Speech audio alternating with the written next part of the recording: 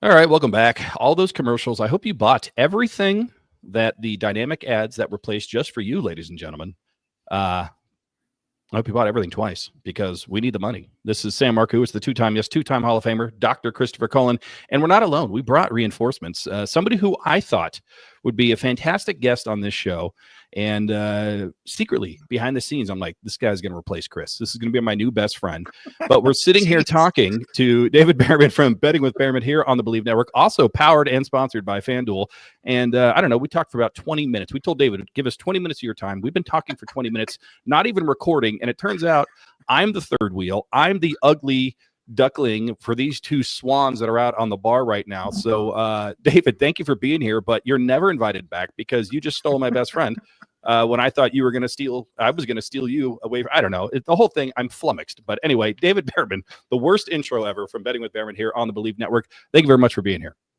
Thanks for having me. I had no idea what to expect. You gave me a list of 74 and a half questions. I'm like, I'm going to be here all night. And then you're like, oh, we're going to have it for 20 minutes. Told my family to pause the movie. And then I just went up there and they said, Daddy's done. I go, Daddy hasn't started yet. I've been BSing with two Dolphin fans. So you go finish the movie. I'm going to have a drink and talk to my two new best friends. There it is. So for the uninitiated, David is not only a guru when it comes to gambling and betting. We're going to talk all about that because the regular season is just around the corner here. And he's been looking at FanDuel. I've been looking at FanDuel. Everybody's looking at FanDuel. But for the uninitiated, David is a card-carrying member of Dolphin Nation. He is a Miami Dolphins fan, grew up down in South Florida. This is no joke here. I've been listening to your content. I know you just had a Jets guy on, Rami Lave. I don't like him anymore. I was going to have him on week 4. No, he's banned from this show based on the content that he gave to you on your show. But you are a card-carrying member of Miami Dolphin Nation, are you not? Absolutely. My dad's had season tickets in 1969. My mom married into it. Their second date was a Dolphins game back in 71. And I was born into it, just literally born into Dolphin Nation. Went to almost every single home game between 84 and leaving for college in 96. Still go to games. I go to at least one road game a year somewhere. I live in the New England area, having worked for ESPN for a while. And I go to Dolphins Jets every single year. And then when I really, really want to glutton for punishment, I'll drive up to Foxborough and shut my mouth and take another L and walk that walk of shame back down US 1. So, and then I try to pick another game to go to every year with my cousins, all of which are Dolphins season ticket holders back in South Florida. We go to one road game a year together. This year it's going to be Pittsburgh. We've done Indy, Chicago, Vegas, what have you. And I believe, Sam, the number's up to 45 Dolphin road games I've gone to since I left the confines of South Florida as a young adult. All right. Let me ask you, David, if I could, because I am a South Florida guy myself, and I now live in Charlotte, North Carolina. I've gone to road games. I've gone to Jacksonville. I've been to Charlotte multiple times, even for preseason games. I will be at week 5 against the Panthers here in Charlotte for the first time in 8 years since we got bollywopped on Monday Night Football by Cam Newton. That was awful. What's your experience in road scenarios in the stadiums? Because mine have been awful, and I'm not a shit talker, so it's just been awful. I've been to games with you. Experience? It depends on where. The first couple of events at the Meadowlands, the old one, were not great. Me and Sam have been there. Yeah. First 4 times I went, a lot of it were night games, and I wasn't treated very well. Eventually, the first one I ever got there was the Brett Favre Dolphins 2008. They won the division, knocking Favre on his ass. That was my first win at the Meadowlands, and then they tore that dump down. Lately, it's been fine there because the team sucks, the fans don't care, and it's like, yeah, whatever, go enjoy yourself. Foxborough's been a disaster. Like, I've been to Foxborough probably 7 or 8 times and have a miserable experience every time I go. Even when the Dolphins won, I get a miserable experience because they treat me horribly. It's I don't want to say it too much because I live with a lot of these people around here, but they're very entitled, very obnoxious. It's Boston. It is what it is. And I get treated very good. Not at all. It's bad. We can go through that later. Other places have been fine. Like we went to Indy last year, and you wouldn't have even known there was a football game going on. I was at the, we'll never talk about it again, 62-7 game in Jacksonville, our boy Danny's last game. And it wasn't like I was treated well, but I probably didn't really deserve to be treated well when the team plays that bad. Most places have been fine. I've been to Philadelphia twice and never bothered at all. Believe it or not, everyone, Philly's the worst place. I've been there actually been there 3 times and never had a problem. It's really New England. Yeah. It's Foxborough. It's Fox. Yeah. It's the one place that at one point I vowed never to go back until Brady and Belichick are gone. So Lord in heaven, they're gone, and they haven't built the Drake May statue yet. But it's not a fun place to attend a game. So, but for the most part, it's been fine. I've been to Arizona, I've been to Carolina, St. Louis, the entire Northeast, Philly, Washington, what have you, Giants games. It's really just Foxborough. Tampa was but Foxborough. Yeah, Chris and I went to we were at the Jets Dolphins game the year we went 1-15, right? We won with our former co-host Greg Camarillo catching that ball against the Ravens later in that year. But that was the game where Chad Pennington, for whatever reason, I think he got 97% of all of his rushing yards to beat us. Yeah. I think we were 0-3 at the time. We lost. It was 155 degrees. We're sitting up in like that fourth bowl. You have to walk like a mile and a half. If you've never been to the old stadium for the Jets, you park in Pennsylvania, and then you walk through a tunnel with 10 to 15 to 30,000 Jets fans who like to do that chant, and they're poking you in the face, and you can't do a thing. You just have to keep going and getting poked in the face. And we lost the game. We have to catch a flight. Like, he's going to Carolina, I'm going to California. We get into our rental van, and the Jets fans surround us. Do you remember Chris? And they start shaking the van. Like, I thought they were going to, like, I'm like, hold on, I didn't get the insurance. Like, I was upset. I was like, oh, I'm getting dinged for this. And I'm like, you guys won. What are you mad at me for? We didn't do anything to you. That was not a fun experience. Sam, that stadium, that time too, that was awful because do you remember the guy with the shell necklace? We kept shitting on him for having a shell necklace. Yeah. And he tried to throw beer on us, and we ducked, and it went all over a little girl at her like first Jets game. And her dad was then like a Jet fan fighting with other Jet fans. And we're all like, what are you doing? And then like on the way out, I'll never forget, because Kerry Washington had a kickoff return for a touchdown that game. And that won them the game. Ronnie Brown had an amazing game, both rushing and receiving. I think he had like a screenplay for like 80 yards, something like that. It's a great game for him, but we lost. And on the way out, some just blatantly drunk old man looked at me and said, Joe Namath is a better quarterback than Dan Marino. And I said, what the fuck did you just say? And I got his face, and his granddaughter or daughter went, oh, he's drunk. Please don't. It turns out it was actually Joe Namath saying that to Chris. It was really weird. Let me tell you two quick ones before we actually do the show. My first trip to the Meadowlands and the old dump that you just described, I actually was with my brother in Queens, and we took a Greyhound bus to the Meadowlands think about who's riding a Greyhound bus late at night. And we got dropped off at the Meadowlands, went to the game.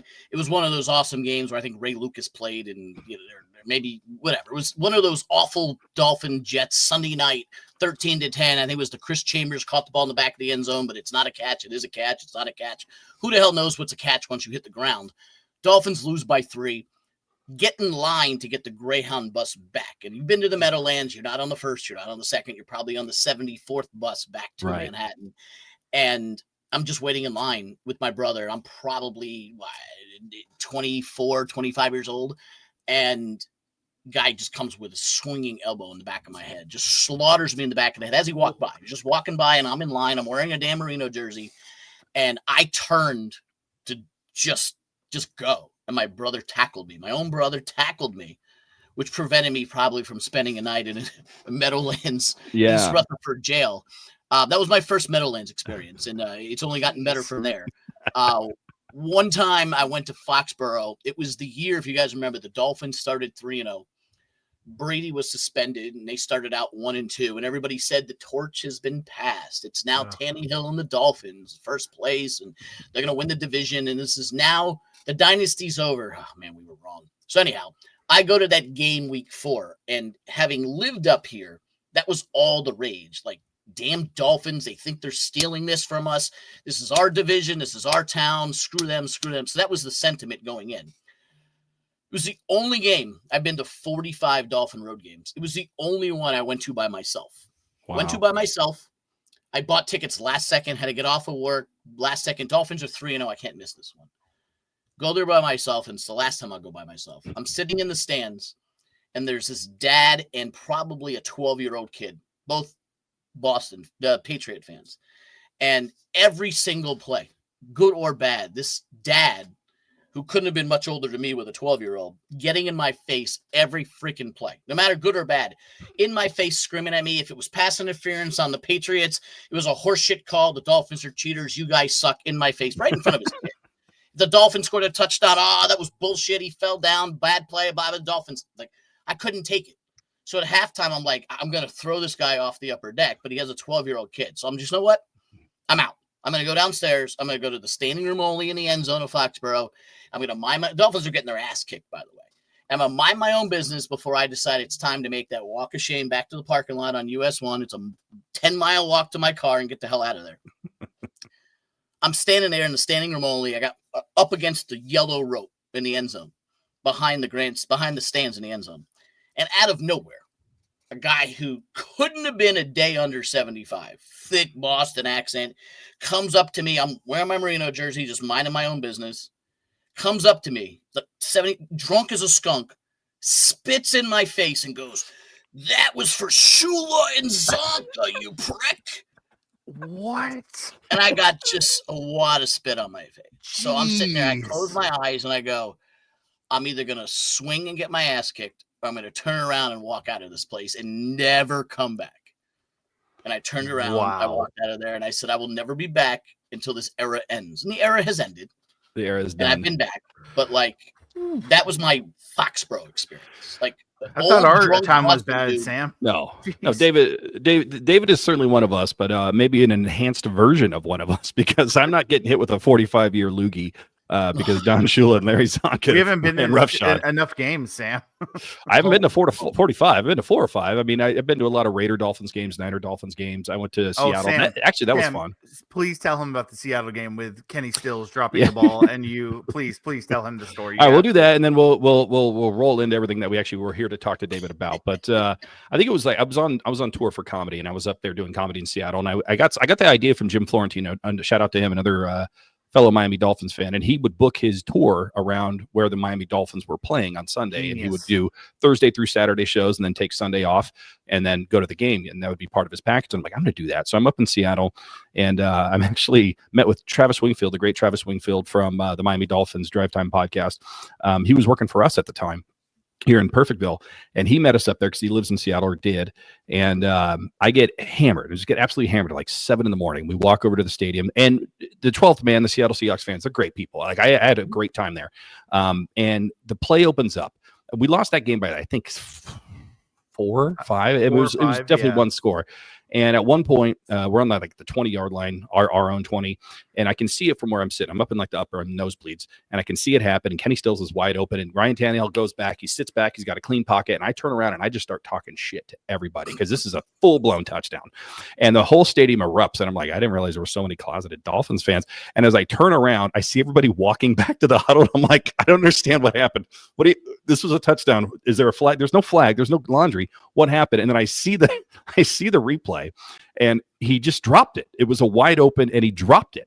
And at that point, those nice people in Seattle got really, really mean, and they were just talking shit, and rightfully so, because I gave it to them hard for about 30 seconds, and then they gave it to me for the rest of the game, and we ended up losing by less than a score. See, Sam gave you the small version. For the original, he turned around and did the arms up like Steph Curry, like ready to go, like it's dropping. And I'm just we're this is a very depressing 13 minutes so far of our 20-minute segment here with David Bearman. We're just talking about how we get our asses kicked at home games and away games here. When we get off the air, I have an awesome. That's the best story right there. Now I'm going to get texts from a few of our listeners who are hardcore listeners. Like, what did he tell you? That's what we call a radio tease. That is a radio tease. You guys, we'll have him back in February. Let's just say I met Kenny Stills about 2 or 3 years ago at some player alumni, future players, they're going to get jobs in the industry event. And I interviewed him. I've interviewed thousands of people in my life, and I will always remember my interview with Kenny Stills. We've got one of those. We're going to trade some notes. We've got a couple of those with some wide receivers. Yeah, he's one with nature. I'll just leave it at that.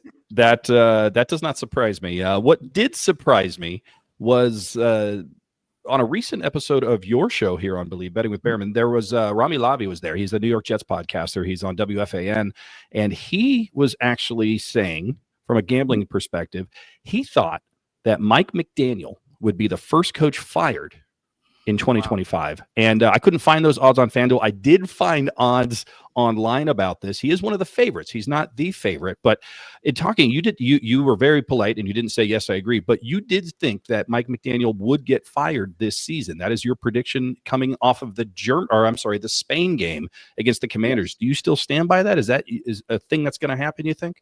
Well, there's nothing the Dolphins have done so far in camp or the preseason that's changed my mind there. And that surprised me he said that, because, and you're right, there's a reason you don't find them on FanDuel. You won't find them on DraftKings. Those are not odds that you'll ever see on an American book. It's something the NFL doesn't allow and the sports books don't have.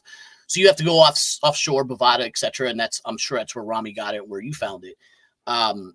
He won't be the first coach fired, because if you look at the New York Giants schedule, I'm not sure you can find a win I'm not sure you find any wins on there.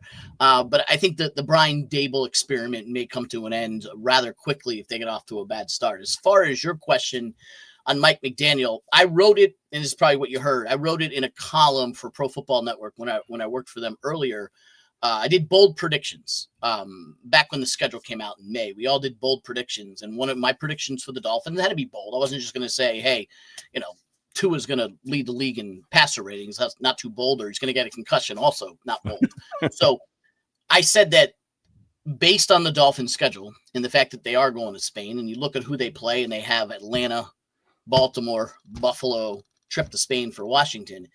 If they don't win those games and they wind up 4-7 or 5-6, at that point, now you never know what Stephen Ross is going to do. It seems like, Chris Greer and Mike McDaniel might have like the longest leash on the planet.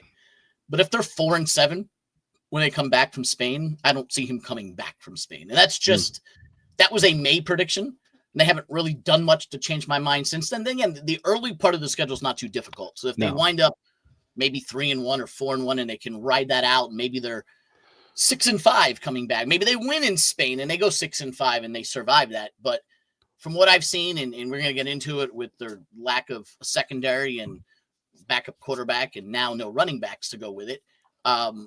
If they get off to a slow start, my belief is that's when coaches get fired in international. They don't make it back. We've seen it with plenty of teams not make it back from London, and that would be mid-season. You're looking at 11 weeks in, and that stretch of Atlanta, Baltimore, Buffalo, Washington could be one that changes the Dolphins' course for a very long time.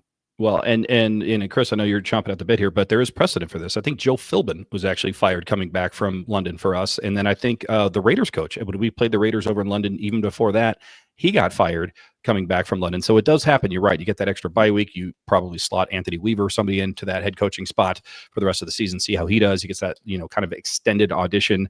Okay. So I'm with you. I think it can happen. I do think the schedule is very soft for the Miami Dolphins early. And if they can't get out of this at when they hit that stretch, it was 5-2, 6-1. I mean, those are all winnable games with the exception of that Buffalo Bills game on Thursday night, week 3 in Buffalo. I think that one's probably, you got to chalk that one in probably with pen to an L, but everything else looked very winnable. The Colts look winnable. The Patriots look winnable. The Jets look winnable. They've got a very soft schedule early. And I think that does insulate Mike McDaniel a little bit, to your point. Probably not the first coach fired there, but scary times for the Miami Dolphins, maybe starting over again. Remember, It was a bold prediction. Yep. That doesn't seem so bold anymore, but this was back in May. Sorry. No, you're fine. Speaking of running backs, you mentioned our running backs. Devon Achane dealing with a soft tissue injury. I've been drafting the shit out of him in fantasy leagues. Am I an idiot?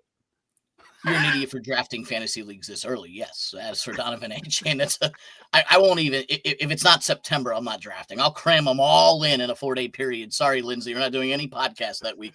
We're doing all fantasy. No, we'll do them all. If healthy, he's fine. He's one of the better running backs in football. It's just, I don't know. Is he top 2? Like I've seen lists where he's 1 or 2. Like, do you agree with that? No, I don't think he's top 2, but it also depends on what your scoring system is. My batshit crazy 33-year-old fantasy league scoring system that hasn't changed since I stole it from the USA Today, clip and paste and mail in fantasy league, has 2 points per reception. Yes, I've been doing 2 points per reception since 1992 For all those out there who think they invented PPR 3 years ago, my league's been 2 points per reception. We also do average yards per rush bonuses. So Devon Achane is golden in my league. I don't know about standard leagues or 1 point PPR leagues with no average yards per rush, but he is the bell cow. Yeah. But if you're talking about soft tissue injuries in August, the tissues don't get any harder late in the year. So the schedule gets harder late in the year. I do know that much. So a couple things I wanted to ask you about with regards to this, because you'd mentioned like you're not going to find those odds about first coach fired. The NFL isn't going to allow that. Something else you're not going to see is Tua Tagovailoa going to get injured or not? You're not going to see that line. But it was interesting. I was learning while listening to your show the other day, Betting with Bearman, about the where they put the props. I think they have them at like 3,500 and a half yard. And if you did the simple math there and said this is what he averages per game, which means he would hit that if he were to play 13 games or more. So while you can't find the odds of whether or not Tua Tagovailoa is going to get injured or not, the books are saying we think he's going to get injured a lot because we're setting a pretty low, total in terms of passing yards for Tua Tagovailoa based on evidence of 4 years of throwing the ball in the NFL. That's what they're really saying there with that number, right? They're saying we have no faith that he's going to stay upright for the entire season. Yeah, and you start out when they make these lines, you start out by just doing it over 16 games, not 17. You can't really assume any of these guys are going to play week 17, depending on, where they are in the position in the standing. So it starts off with 16 games, and then, they do the averages. And if Tua, who's been averaging 273 yards a game for the seasons that he's played, he would have to get 13 games, like you said. And they're basically saying this number is a 12 to 13 game season because if he plays 12, he doesn't hit it. Plays 13, he hits it at the 273 average. Now, I do a whole lot more math than some of the books do because they have to book 7,000 props. I only got to pick my favorite ones. But 3,500 for Tua, if the guy's healthy, he's beating that number, and it's not even close. But if I had $1 for every time I've said that about a player prop, I probably wouldn't have to gamble anymore because it's the same thing with Christian McCaffrey. It's the same thing with any of the players who have had injuries. I mean, Christian McCaffrey's number is 950. He'll get that before he wakes up week 9 if he's healthy. The problem is he's not always healthy. So they do factor injuries in, and they do factor number of games played. And in Tua's case, it's quite obvious. You can't they also don't want to take a loss. The guy gets injured week 4. He has no shot at hitting that. The books are getting pounded by unders on guys like Tua because he's one hit away from playing 4 games. That being said, you can't predict the concussion injury. Like if a guy has soft tissue, maybe you can predict an injury. If a guy is coming off an ACL injury, maybe you can predict he's not going to be as explosive. Tua is perfectly healthy until someone hits him in the head, and you can't predict when he's going to dive for a first down in the end zone or when one of his linemen become a turnstile and he gets, hit in the back. You can't predict that, but in this case, they're basically saying, well, Tua's had one 17-game season, so prove it. And if you think that the almighty God is going to protect Tua this year, then go ahead and take the over because 3,500 is well within reach for a guy who, if he plays 17 games, will blow that away. Yeah, 100%. So a couple of the other ones that we saw there, I mean, Chris and I went through this. I think Tyreek is not getting 975, but that does seem like a crazy low number for somebody who, like you say, can get it in his sleep. I do think Jalen Waddle is going to get the 950. I think it's 950 and a half, just because I think I'm a big fan of Jalen Waddle. I think Jalen Waddle becomes wide receiver one by one way or another for the Miami Dolphins by the end of this season or throughout this season. So for me, I'm very bullish when it comes to Jalen Waddle. I'm a little less when it comes to Tyreek Hill, but I was listening to your podcast the other day and I listened to what you said and I took it to heart and I went, I think I'm wrong on this. I think that's a very easy number for Tyreek Hill, and especially if he can stay motivated, and especially, I mean, we all know this. Here's the secret for the Miami Dolphins. If you haven't figured it out yet, citizens of Perfectville, the team will be much better if Tua Tagovailoa is healthy. They will be awful if he is not. That's the math. That's the bottom line. So you are betting, when you look at anything, all these props, all these futures, everything Miami Dolphins, you are betting Tua Tagovailoa is under center, or you're betting he is not under center. That's it. That's what you're really betting. Absolutely. Same thing with their win total, 7.5. This is a 10-win team if he's healthy. At 7.5, it's because he's not healthy. Now, I do want to go back to the Tyreek Hill situation. Listen, none of this is guaranteed. It's gambling. It's props. We're here for Tyreek Hill could get arrested week 1 and go to jail for. You never know. Weird things happen. Let me just ask you this: how many games do you think Tyreek Hill plays this year? Ooh, for the Dolphins or just in general? Oh, come on, Sam. No one's trading for that contract and that.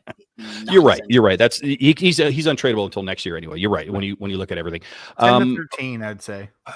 I'm with Chris. I think 10 to 13 sounds about right. I think there's probably, I don't know. I guess I'm predicting an injury there or a suspension or something. If you're predicting an injury, I can't. There's no way to argue against the under if you're predicting an injury. Yeah. But this is a guy who even last year with an injury and with an arrest and with being an idiot and with being a backup quarterbacks and Dolphins having a terrible season and the offense absolutely going nowhere fast, still had 959 yards. Yeah. See. Yeah. That was I'm thinking the over. The main point that I made with Ron David. was literally he had a wrist injury. He got arrested. He had played with quarterbacks not any better than the two of you. Yeah, right. He still had 959 yards. Yeah. So what is he? We're not talking about, well, when everything goes right, he barely gets 1,000 yards. The guy had 1,800 and 1,700. Now, I'm not predicting Tyreek Hill of the 1,800 is going to show up and the Dolphins is going to score 70 a game. That's not what I'm saying. I'm asking for 976 yards. Tyreek Hill's worst season of his career, bar none, was last year. Malcontent, backup quarterbacks couldn't get open, quit on his team, had a hurt wrist, got arrested before game one, and he had 959 yards. Now, if all that happens again, okay, you win your under. Yeah. But if any of those things don't happen, Tua plays one more quarter. This guy hits 975 yards. This is why it's betting with Bearman and not, gambling with Sam and Chris, because just that right there is, we're so bad at this. Like I got game 2 against the Lions. I picked the over and I was like, I feel like a genius. I'm walking around and Chris was like, you're gambling on week 2 of preseason. I'm like, I won. I'm going to brag about it. Hey, you won. And the Dolphins covered. I mentioned it to everybody too, that was here at the house watching. I'm like, we're 2-point underdogs and we won. 2.5. We covered. Yeah. And Sam was right. He always is, usually always is. But like honestly, the Tyreek thing makes sense. The only thing that I worry about is the Tua being like all to Waddle at camp. Obviously Hill's been hurt, but like he's been really feeding Waddle. So like, but he's still getting 975. Like, come on. Yeah. I wish I'd go back and edit that episode because we're wrong on that one, Chris. We're gonna have to wear that one. What's that? 55 yards a game? Yeah, it's not. You're using logic. If you're going to use your brain to come up with these answers, David, it's never going to work here. Nothing is foolproof. You guys talk about the preseason. I went ahead in week 1 and I said, hey, Kansas City Chiefs 6 consecutive preseason games over 2 seasons. They've gone over the total, and in half of those, they went over the total by themselves. Forget about the opponent. So I'm like, week 1 preseason, I'm going to pick the over. It's only 37.5. Like Chiefs scored 33 a game the last 2 preseasons. This is going to be an over. It was 17-14 at halftime. Guess who didn't score in the second half? Went under. Not only did it go under, the final was 20-17. So it went 30. Each team got a couple of field goals, and that was it. Yeah. Not only did it not go over, but then the ultimate sting in your face is preseason week 1 was 14-2 to the over. 14-2 to the over. Yeah. There was 2 games that went under. One of them was the one I took. That was 17-14 at halftime. Wow.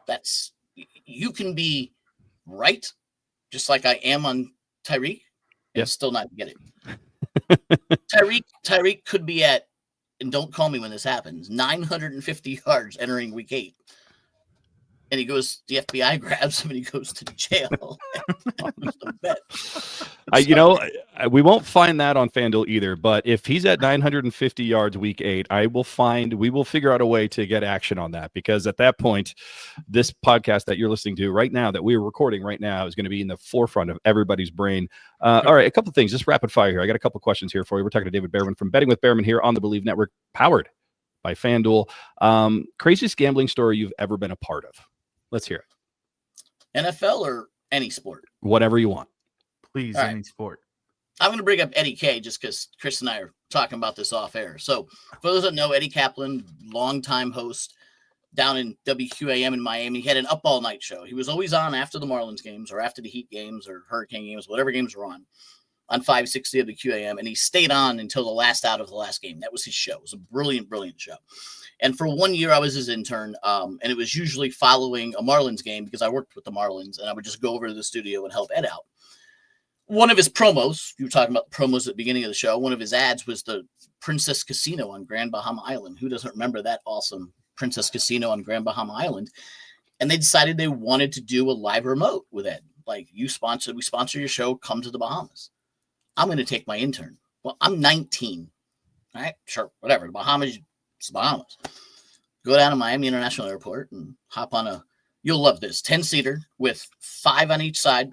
And then the back is like a Greyhound, a bus, where the back is a long seat. Yeah. So when they always say, like, make sure your tray tables, well, I had no tray tables. I was in the middle seat and I could see the cockpit right down. If they step on the brakes real hard, I'm going right through the front of the windshield. Anyhow, so take our little Bermuda Triangle. Right. Take our 45-minute flight to Grand Bahama Island. Learned a lot of things that day, including what that powerful smell was in the Bahamas. We get to the casino and we're not on it's the same day. We're not on for a couple of hours. And he goes, all right, you're now of legal age because it's 18 down there and it's Bahamas. I want you to bet one game that's on while we're on the air that you're going to bet. We're going to talk about it all night. And then go ahead and bet a future. Sure. Why not? The game I picked, I've looked at this box score 1,000 times. PTSD. It was Yankees Mariners late start, so I knew it would still be on for us. And I took the over. Pettit was pitching, and Pettit was terrible that year. I don't remember who was pitching for Seattle, also terrible. Each one had 5 ERAs. Going to be the over. Eddie's like, you picked it over of the last game of the night. We're going to be on all night long, but whatever. And we talked about it. Your young 19-year-old intern picked a game that was 0-0 going into extra innings. So not only was Eddie pissed off that I picked the last game of the night that I took the over, which means he thought we were going to be air all night, but it was zeros. Not even one freaking run could be scored. Wow. And I had like over 9.5. And the game went extra innings, so we were still stuck on the air. And then it went 10, and then it went 11. I think at the end of the night, the Seattle had a walk-off in like 12 innings and won 1-0 or something stupid. Probably to this day, that was 19. So we're talking about almost 30 years ago. Damn, I'm old. Might be the worst bet I've ever made. However, he said, before we sign off, Mr. Intern, since you just made the worst bet of all time that we talked about for 4 straight hours, I got made fun of. I think there were like 3 combined hits. What is your future that we should fade since you're the world's worst bet? We got a mush here. That's how my betting career kicked off, by the way. I've gotten much better since then. So I said, well, the Minnesota Vikings went 8-8 last year. They just drafted Chris Carter, Randy Moss, rookie Randy Moss. They got Chris Carter. They had another good receiver. They got Randall Cunningham. Like, this is going to be a good offense. It was already a good offense. And now they got Randy Moss. I think this is going to be an incredible offense. The total was 8.5. In my mind, Randy Moss was worth more than 1 win.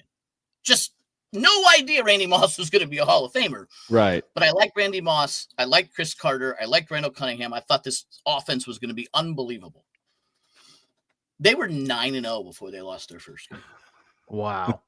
They went 15-1. Yep. Jeez. Lost in the NFC Championship game on the Anderson missed field goal. Yep. Arguably one of the greater teams to never make the Super Bowl. I won the bet before they lost the game.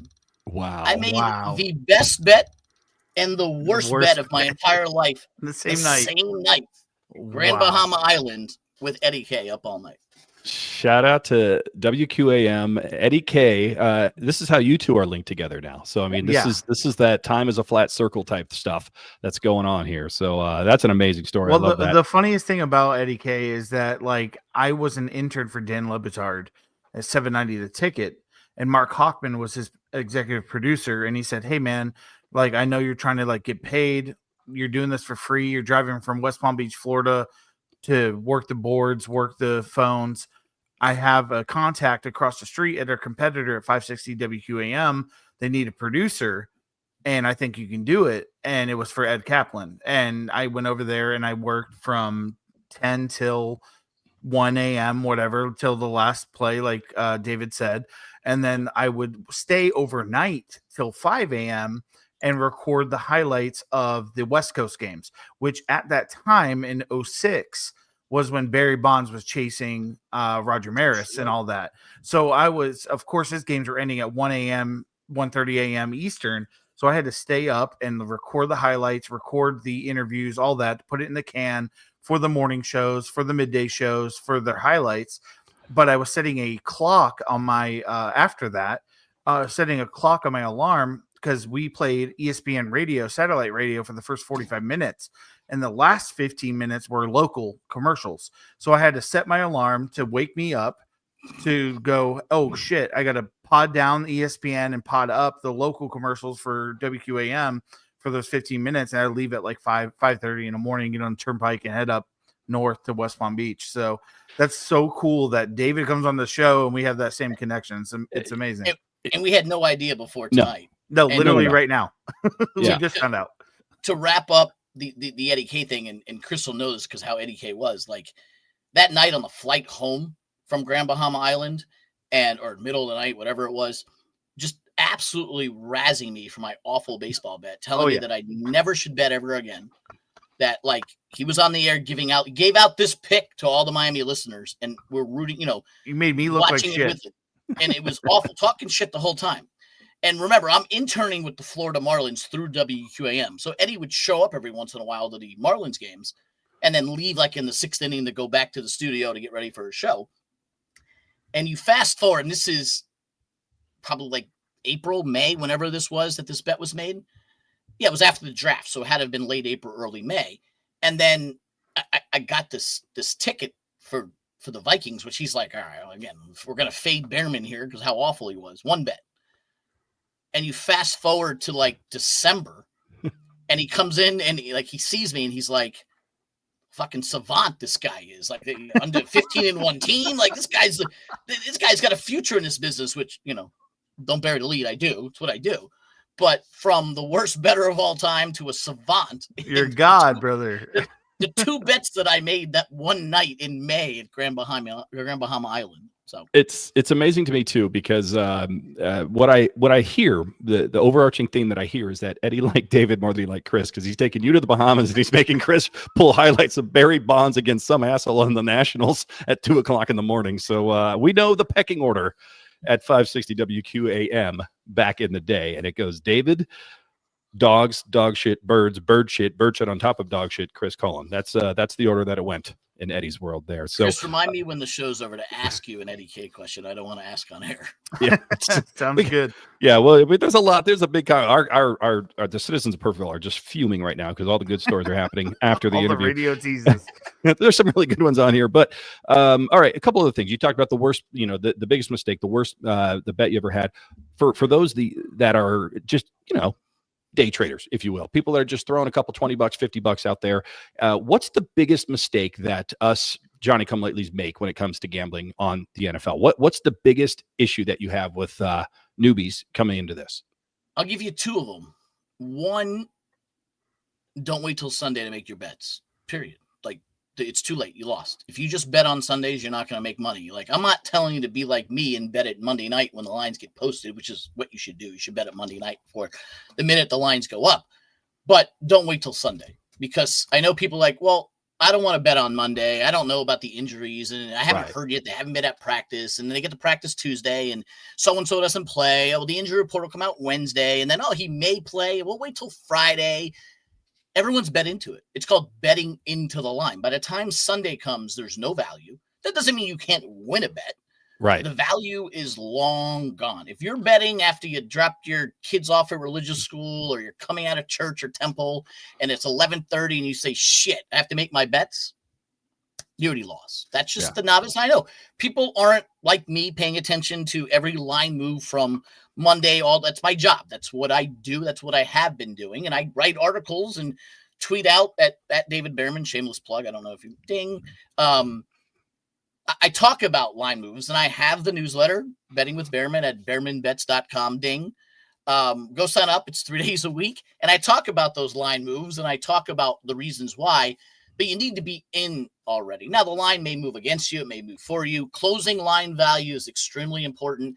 I know people are like, well, you think you won just because the line moved in your right direction, but you lost the bet, so you didn't really win. In the long run, you would have won. Yeah. If you're betting 100 games over the course of the season and the closing line moved in your favor 80 of the times, you're going to be up money. That doesn't mean it happens all the time. You just don't wait till Sunday. And the second big mistake that recreational bettors tell you, and it sounds like common sense. Not everybody has common sense. Just, walk down the street one day, you'll see. When you open your Fanduel app or your DraftKings app or your Caesars or Hard Rock down in Miami, like they have it right there in front of you. Bet this same game parlay right here, same game parlay. And they give you a same game parlay. Do you think these books like handing out money? No. Here's free money. No. Don't take those bets. Now, I'm not saying don't bet a same game parlay. You should absolutely find one you like. Use their boosts. Their boosts are fantastic. You got to use the same game parlay or any game parlay or any game single game boost. Use them to the best of your ability. But don't bet the ones they give you. The handmade ones that, what is it that Kate Hudson gives you, or Denzel Washington, or Jamie Foxx's, or Pat McAfee's. First of all, they don't know what they're doing. They're just sponsoring it. But, Jamie Foxx told me to bet this on BetMGM. Great. Jamie Foxx says this. Ask Jamie Foxx what a point spread is. Sorry, Jamie. And if you do, I want you to do an experiment. When they give you the same game parlay and they say these 4 legs, we're giving it to you. Do me a favor. Take those 4 legs and go create it yourself and see what the difference is. Because they're not giving you the odds you should get. Just going to throw it out there. If you were to take that same parlay and go make it on your own, you're going to get much different odds than the ones that are flashing in front of your face. Just interesting. There's the tea right there, ladies and gentlemen. Citizens of Perfectville, David Bearman, just giving you everything that you need to be successful, or at least try to be successful when you're gambling, betting, placing bets. Let's talk about week 1 real quick, if we could, David. I looked today, and for about half a second, and I think it was right around when Daniel Jones was named the starter for the Indianapolis Colts. That is the Miami Dolphins opponent week 1 on the road at Indianapolis. The line moved from -1.5 for the Colts to -2.5. Or in the other way, if you're a Miami Dolphins fan, like we all are, +2.5. And I went, ooh, the line moved. And then it went back to 1.5. I don't know if you saw that or if you caught that, but for whatever reason, it went up and back down. Is that just because people jumped in with some action and moved it back down to 1.5, or what happened? They did. Yeah, the line was moved right off the bat. My assumption is because it's not Anthony Richardson. Daniel Jones isn't worth a point anywhere, no matter what team he plays on. Just watch his Giants highlights. It's because Anthony Richardson is not starting. And I say that, Chris, with a full well knowing what's behind me in my head. I was all first team, don't take Anthony Richardson the first 10 picks. No one listened to me. I watched every snap, didn't understand it, whatever. The fact that he wasn't the starter is, in my opinion, why that line moved. And then people are like, oh, well, Indy shouldn't be a 2.5 point favorite over Miami. And then they start betting on Miami. So my assumption is that some sharp money came in on Miami to move it back. And it's been pretty consistent around 1.5 since the lines came out back in May and June. And I don't know. It all depends on who's healthy and who's not for both teams. But I think you got your answer at quarterback. Yeah. I think if Anthony Richardson was named quarterback today, that line either would have stayed at 1.5 or would have gone close to even with the Dolphins. They were just waiting because the original line that was posted at Indy -1.5 back in June was based on Anthony Richardson starting. No one knew Daniel Jones would come in and win the job. Right. Who you bet in week 1, David? I've been thinking about this a lot since June. Well, look, I don't have, if you want to think about it for 2 more seconds, I'll give you what I'm thinking right now, and you tell me if I'm right or wrong. Now, again, we're talking lines as opposed to flat out winning here, but this stunned me. I didn't know this, and I had to look it up. The Indianapolis Colts have not won week 1 since 2013. I think they're 0-11-1 or whatever it is. They had one tie. That doesn't mean they haven't covered. It just means they haven't won a game week 1. The Miami Dolphins have not lost week 1 in the Mike McDaniel era. So that alone right there, the traditional thing, I don't know if this is still around there or not, but usually home team gets 3 points. That's always been like, the default setting. So the money is kind of going towards Miami. And I think as Tyreek Hill comes off the questionable report, as we get Austin Jackson back as the right tackle, as you see Devon Achane start to practice again, as Darren Waller officially comes out of retirement and wows everybody at the tight end position. I think the money's going to move, or the line's going to move, but I just don't know how much. And I'm curious, David, I want to hear if my thought process is correct, first and foremost. And second of all, what would it take for the Miami Dolphins to become favorites in this game from here until kickoff? I do think you're right that if the line moves at all moving forward, it will move in Miami's favor. So, like, if you like the Dolphins, take them now. Yeah. I don't think the Dolphins will end up being favored over the next 10 days or whatever it is until 12 days until the game is, only because it's settled where it is. You now know who the starting quarterbacks are. There's not necessarily a question if Tyreek's going to play or not, or Ache's going to play or not. That might change in the coming days, but neither one of them are really worth that much to the point spread. That doesn't mean that if they're both not playing, that the line doesn't jump up to 2 or 2.5 based on where people bet it as the combination. But if you do think it's going to move, it probably will move Miami's favor just because they have the star players. As far as the stats you threw out there, the McDaniel stat means a lot more to me than the Indy stat, only because it's related to what's going on. Like Indy, sure, Stanchen's been there a couple of years, but that goes back 3 different coaches. Right. While McDaniel is a singular stat based on McDaniel's error. So much like the Zach Taylor error in Cincinnati gets off to a bad start every freaking year. Take Cleveland plus 6.5 week 1 versus the Bengals at home. Just throwing that out there. I took that in June, by the way. The Bengals start out 0-2, 0-3 every single year. They just can't get out of their own way at the beginning of the season. Mike McDaniel seems to do the opposite. Whatever he does in camp, or whatever they do, whatever the style plays, and anyone who's coached football, and I currently coach, my kid's 6th grade team, it was 5th and 4th before, every team starts camp differently. And we're starting camp differently than we did last year.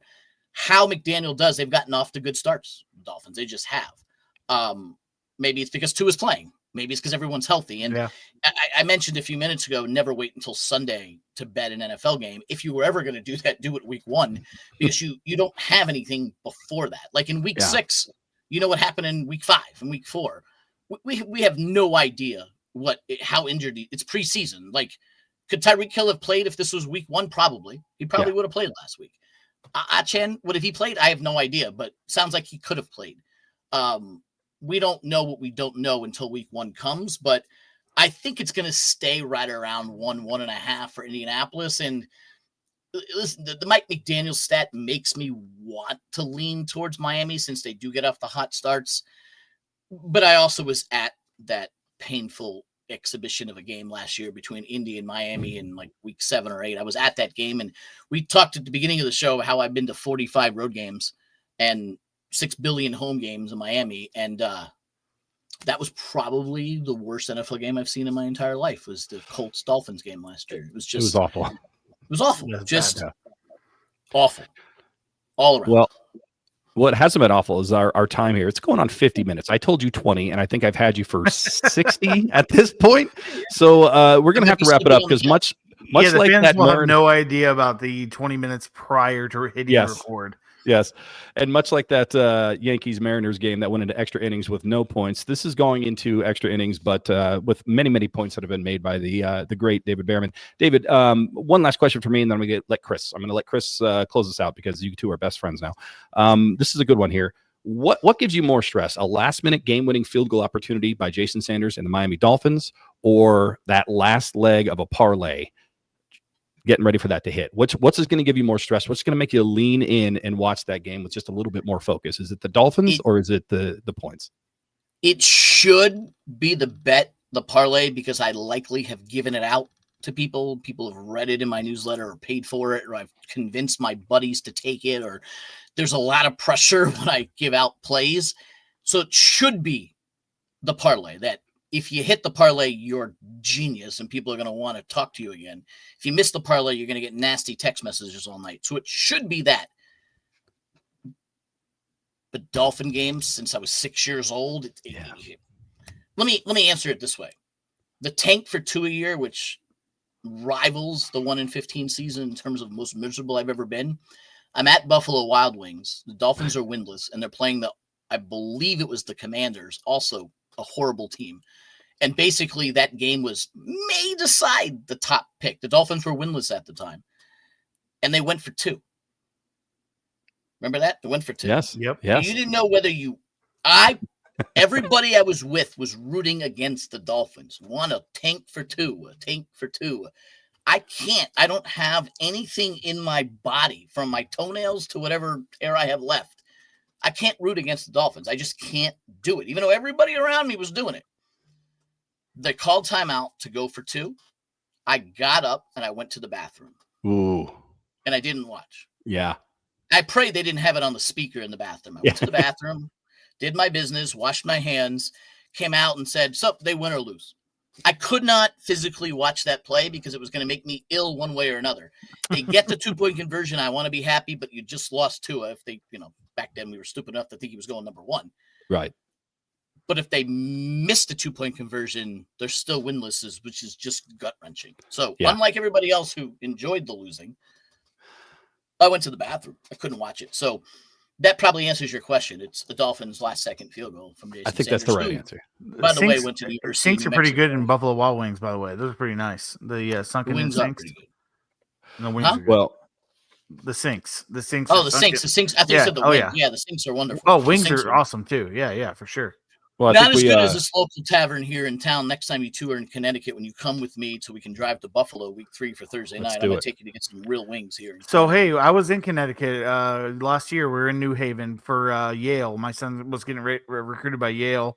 So we went and hung out there and went to Pepe's and everything, and didn't realize how sketchy it was outside Yale University. Oh, man, that was pretty crazy. Yeah, downtown, the what they call it, the square green. It can be sketchy. I saw someone literally overdosing on Wednesday at 2 in the afternoon in front of a gas station, and we had plans for dinner and decided to stay in the hotel for safety, and then visited the castle, beautiful Yale University afterwards. But that night was pretty interesting. Did you never go to a Miami Heat game in the 80s, 90s? Oh, I went to a Heat game. Okay, quick story. I know we got to get out of here. We were Heat game. I think we beat the Pistons in 06 or 07. I went to, or maybe 05. We beat the Pistons in the playoffs. I'm walking down the railroad tracks. I have the free Heat towels that they gave out to everybody. Walking past just homeless people. It looks like a graveyard. Just homeless people laying down on the railroad, and somebody sits up and goes, "Hey, give me something." And I said, "Oh, okay, here you go," and threw him the Heat towel because I'm not giving my wallet or my phone or my keys. And he said, "Hey, thanks," and laid down. I kept walking and ended up in a great game. Dwayne Wade scored 40 on the dunk to end the game. We went crazy. I had no voice afterwards. It was awesome. Me and my dad, I didn't have any money. I would go in high school. We had season tickets, and my dad would pay one of the homeless guys to watch the car. We'd park on the street, and trust me, no guarantee your car's going to be there. Right. And he's like, if my car is here when I get back, I'll give you money. And then he would do that. And and you have to promise me you're not going to spend it on X, Y, and Z. And got to know the guy. And the guy would show up every single night and watch the car. Now, whether he watched the car from start to finish, we have no idea. But the car was always there when we left. Sam, this guy's perfect for a fucking show. Just so you know. This was forever. I know. Well, we have, and I feel bad because we talked about it. You were watching a movie, and you're like, "Give me 20 minutes," and yes, for sure. I mean, now here we are. It was something called K-pop Demon something or other. I had no idea what was going on in this movie. No clue.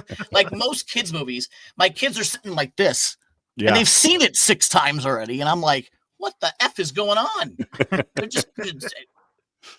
I understand. I've got kids in high school all the way down to starting TK. So these days I'm watching anything from Octonauts to The Summer I Turned Pretty, or I never get to watch what I would watch except for Sundays. Octonauts phase. Oh yeah, I was out. I did the math. So the 14-year-old is the oldest, and the 4-year-old is the youngest. I did the math. The way it works out, I will have at least one teenager in my house for 16 straight years.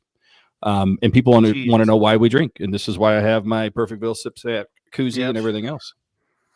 So I'm done with the Octonauts. I'm done with Mickey Mouse Clubhouse. I'm 11 and 8 over here. I think we lost Chris. Chris did not like your Octonauts blast there. I don't know where Chris went. He's probably had a pee. Knowing Chris, he's been drinking. He's we're going to take him off the stage here. But while we say goodbye to Chris, I think we also need to say goodbye very quickly here to Mr. David Bearman. David, tell everybody how they can find you. I know you've already done some shameless plugs, but that's okay. Keep it going. Sure. Let us know where we can find you because this has been fantastic. Thanks for having me on, guys. I'd love to be on again, talking all things that we did and plenty more stories to go. At David Bearman, Twitter and X, whatever you want to call it, just like it's spelled, at David Bearman. Betting with Bearman on BLEAV.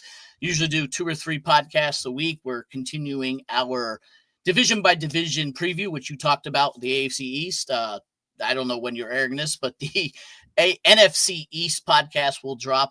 If this is Thursday, then welcome to Thursday. It's dropped already. Betting with Bearman. I also do a newsletter 3 days a week. Some of it's free, some of it's not. It's bearmanbets.com. Bearmanbets.com is where you can get it. Or just click on my bio in Twitter, and Betting with Bearman Instagram, and all those other TikTok wonderful things that are out there. There it is. This is a man who's got the plan. He gave us gold when it came to not only just the storytelling during and before, and I'm assuming after we recorded this, but also gave you some really, really good tips on how to be a better better with your money. No matter how much you're betting or how little you're betting, it doesn't really matter. You want to be smart with it as much as you possibly can. And the smartest way to do that, of course, check it out on Fanduel with the sportsbook. You can gamble on just about anything there. I was looking up Little League World Series props the other day just to see what I could find. I mean, it's fun yelling at a 10-year-old to run it out because you never know. You never know. But not crossing that line. I've been asked that many times. Many times. I especially up in the Northeast, people like Williamsport, like, hey, what you got with the team from Korea? The best team right now is the Connecticut team. That Fairfield team. They actually beat the city I live in, Southington. They beat him in the state championship, and they're just rolling right now. But you brought up be a better, and that's the whole theme of Betting with Bearman. It's built for bettors who want less noise, more clarity, and a sharper edge. I'm not, and I always say this all the time, guys. I don't push the bet button for you. Like you bet the bets. Yeah, I give you the information, the tips, the tricks, and everything that you want to know. I mean, all the years I spent running sports betting at ESPN and sitting with the bookmakers, that's what this newsletter and the podcast is all about. Well, there it is. And we appreciate you being here again, spending close to an hour. It felt like 20 minutes, even though it was 60 here on the air and another 20 before. So we appreciate your time. We'll have you on again because there's, oh my gosh, the folks that are listening to this right now, there's so much that we could talk about outside of Miami Dolphins football. We got minor league. We could do a whole episode on minor league baseball. I'm pretty sure we could do an episode on road games and the experiences we've had with different fan bases. We were talking about that a lot. There's so much to get to, but we'll do it next time. That's our third radio tease in an hour. David, thank you very much for being here. We will see you again very soon. Check him out on his own podcast, Betting with Bearman, here on the BLEAV Network. Sponsored, powered, presented by, fueled by Fanduel. David, thank you. Thanks, guys. All right, David, that was awesome.